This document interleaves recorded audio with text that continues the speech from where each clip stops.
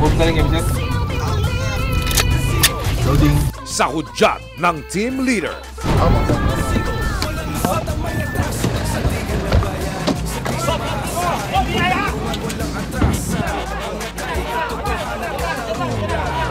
Habang isa-isa lang tinitipon ng NBI ang tinukoy ng assets na operators ng saklaan, ang ilan sa bettors mabilis na rin nagpulasan.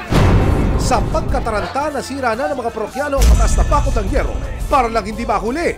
Ha? Kasama kayo dito? Eh, ba't nandito po kayo? Hindi, nanonood ako, ma'am. Minsan natayan.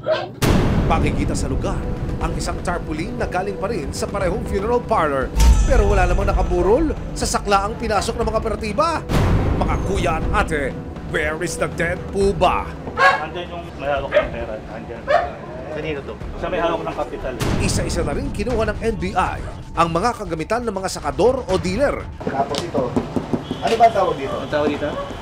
Pihado, sir. Pero para pernayan na lang yun. Para pernayan.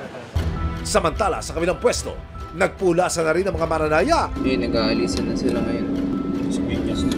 Wow! Ang bilis naman pong kumalat ng balita. May mga nagtakbuhan sa likod. Ang dami nga tsinelas doon sa likod, kaso madilim.